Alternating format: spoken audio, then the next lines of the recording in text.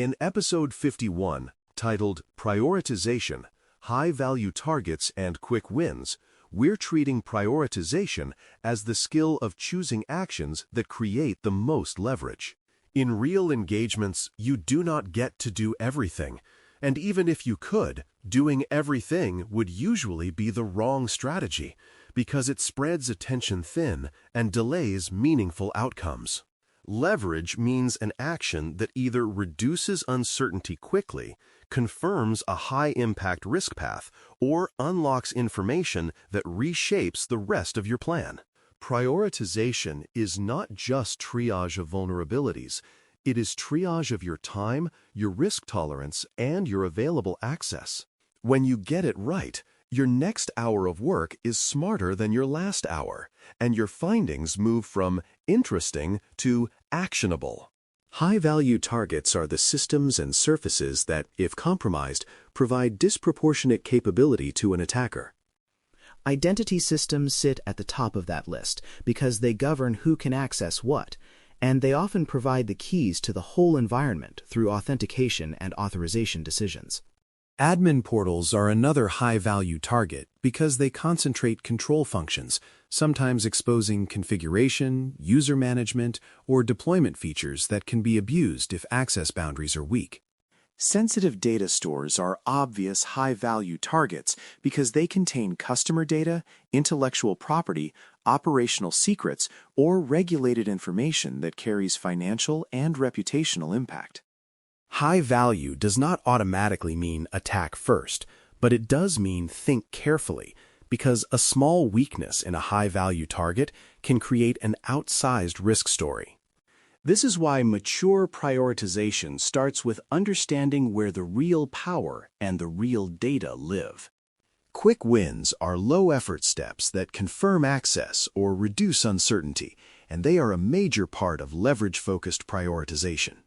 A quick win might be confirming whether a public endpoint is reachable as assumed, verifying whether a default credential works in a controlled, authorized context, or checking whether a permissions boundary is misscoped.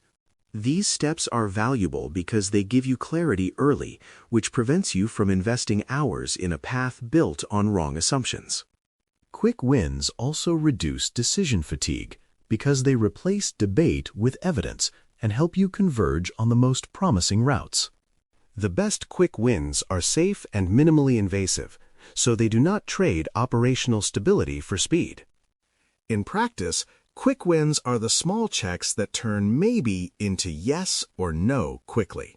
Exposure drives priority because a reachable surface creates opportunity, and opportunity is what adversaries exploit. Internet-facing targets typically outrank internal targets that sit behind strong barriers, not because internal risk is unimportant, but because exposure changes likelihood and attacker effort. A service that is externally reachable can be probed repeatedly at low cost, and attackers can automate those attempts, making even moderate weaknesses significant over time. Internal targets can still be critical, especially if lateral movement is plausible, but barriers like segmentation, authentication, and restricted network access reduce the set of attackers who can reach them. Prioritization should reflect that reality by favoring reachable, high-signal surfaces early in the engagement. When you align priority with exposure, your work tends to match real threat paths rather than hypothetical ones. Privilege impact is the next major driver, because one administrative foothold can unlock many downstream paths. If a weakness yields administrative control, it often collapses multiple security boundaries at once, enabling credential access, policy changes, and persistence opportunities that would otherwise require separate exploits. Even partial admin capability can be significant, such as the ability to manage users, rotate keys, modify access rules, or deploy new code, because those actions can extend an attacker's reach quickly. This is why identity and admin services are so often high value, because privilege concentration creates leverage for both attackers and defenders. From a prioritization standpoint, the question is not only can I get in, but what do I gain if I do? The bigger the privilege impact, the more valuable it is to confirm or disprove the path early. Business criticality cues help you translate technical targets into organizational consequences, which improves both prioritization and communication. Revenue systems matter because their disruption can cause immediate financial loss and operational chaos, and they often have broad integration points that can be abused. Safety systems matter because their integrity and availability can affect people and physical outcomes, and they often operate under stricter change control where preventative mitigations are preferred. Customer data matters because exposure triggers legal obligations, reputational damage, and long-term trust loss that can exceed the technical cost of cleanup. Business criticality also includes what supports mission continuity, like identity services, core network services, and operational orchestration platforms. When you account for criticality, you can explain why you prioritized a target without relying on purely technical language, which is essential for stakeholder alignment. Effort versus payoff thinking is how you avoid getting seduced by interesting work that has low expected value. Effort includes time, required access, the number of dependencies you must satisfy, and the operational risk of the actions you would need to take. Payoff includes the capability you might gain, the clarity you will achieve, and the impact the result would have on the final risk story. Early in an engagement, you should favor actions with clear upside, low dependency count, and low operational risk, because they produce information that improves every subsequent decision. High-effort paths are not wrong, but they should usually be delayed until quick wins have clarified the landscape and confirmed that the path is worth the investment. This mindset also helps you avoid analysis theater, where you spend time producing complex work that does not change conclusions. When you choose effort-aware priorities, your work becomes more decisive. Now, walk a scenario ranking 3 targets with different value and exposure, because this is where the logic becomes concrete. Imagine Target 1 is an internet-facing admin portal that appears to control application configuration and user management, but you have not yet confirmed authentication strength or account protections. Target 2 is an internal file share that likely contains sensitive documents, but it is reachable only from a segmented network that you do not yet have access to. Target 3 is a public storage resource that might allow anonymous read access to certain data, but you do not yet know whether sensitive content is present.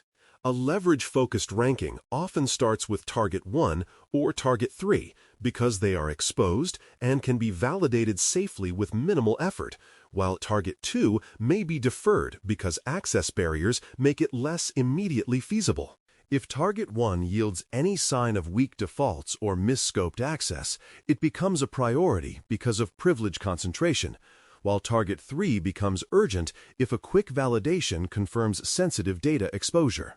Constraints can change priorities dramatically, and ignoring them is a common reason otherwise reasonable plans fail. Time windows matter because you may have limited access to certain systems, or you may be prohibited from testing during peak business hours. Safety constraints matter because some environments cannot tolerate aggressive probing or state changes, which can push you toward passive validation and configuration review rather than active testing. Allowed methods matter because rules of engagement may restrict certain actions, such as credential testing, exploitation, or accessing specific data types, and those restrictions must shape your priorities. Constraints also include organizational readiness, such as whether the right stakeholders are available to coordinate safe testing of sensitive areas. A professional prioritization plan is constraint-aware, meaning it chooses high-leverage actions that are actually allowed and safe right now. When constraints shift, priorities shift, and you document that shift explicitly. Pitfalls often appear when people chase complex paths that ignore simpler, high-impact targets sitting in plain sight. A common mistake is spending too long on a difficult internal pivot path while an exposed public misconfiguration remains unvalidated and potentially urgent.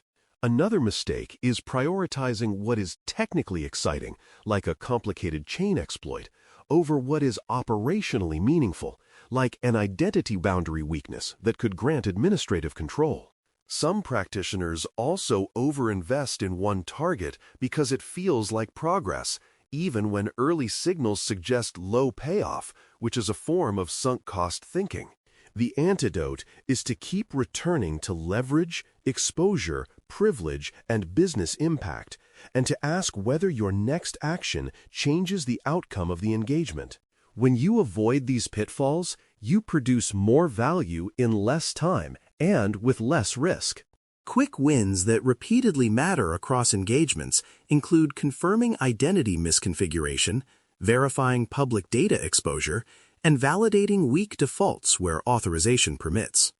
Identity misconfiguration confirmation might involve checking whether roles are overly broad, whether access policies are misscoped, or whether a trust relationship allows unintended privilege paths. Public data verification might involve confirming whether a storage resource is publicly readable and whether any content is sensitive, stopping as soon as you can demonstrate the condition without harvesting data. Weak default validation might involve confirming whether default credentials, default administrative endpoints, or default configurations exist, using minimal attempts and clear stop conditions to avoid disruption. These quick wins are not glamorous, but they are high leverage because they either close false leads fast or surface urgent risk early. They also produce evidence that defenders can act on quickly. Documenting priorities is part of doing the work, not an administrative afterthought, because prioritization decisions must be explainable later. You record the reasons for your ranking, such as exposure level, privilege impact, business criticality, and expected effort, and you note what assumptions you are making. You also record next steps, meaning what you intend to validate and what evidence would cause you to reprioritize. Constraints should be documented as well, especially when they force you to defer a target that otherwise looks urgent, because that prevents misinterpretation that you missed it. This documentation becomes a map of your decision-making, which helps stakeholders understand why you focused where you did. It also helps you remain consistent under pressure, because you can refer back to recorded rationale instead of relitigating decisions constantly. To keep prioritization crisp, use this memory phrase: value, exposure, privilege, effort, constraint. Value captures how important the target is in terms of data and capability. Exposure captures how reachable the target is from an attacker-relevant position, which shapes likelihood and urgency. Privilege captures what level of control a compromise would yield and how much downstream access it unlocks. Effort captures how much time, dependency, and operational risk the path requires to validate responsibly. Constraint captures what you are allowed to do and when you are allowed to do it, because a perfect plan that violates constraints is not a plan at all. To conclude episode 51, titled Prioritization, High-Value Targets and Quick Wins, remember that prioritization is leverage management under real constraints, not a rigid scoring exercise. You choose actions that quickly confirm high-impact paths, reduce uncertainty, and keep your work aligned with exposure and business value. Now, rank 2 targets and justify aloud as practice. An internet-facing admin portal should usually outrank an internal system protected by strong segmentation, because exposure increases likelihood, and an admin surface concentrates privilege that can unlock broader access if a weakness is confirmed. If the internal system supports a safety-critical process, you still track it as high value, but you may defer active testing until a safe window and appropriate coordination exist, documenting the constraint clearly. When you can state that kind of reasoning calmly, you are prioritizing like a professional, choosing the most leverage with the least unnecessary risk. Thanks for listening. For more audio courses, daily newsletters, and more, please visit baremetalcyber.com.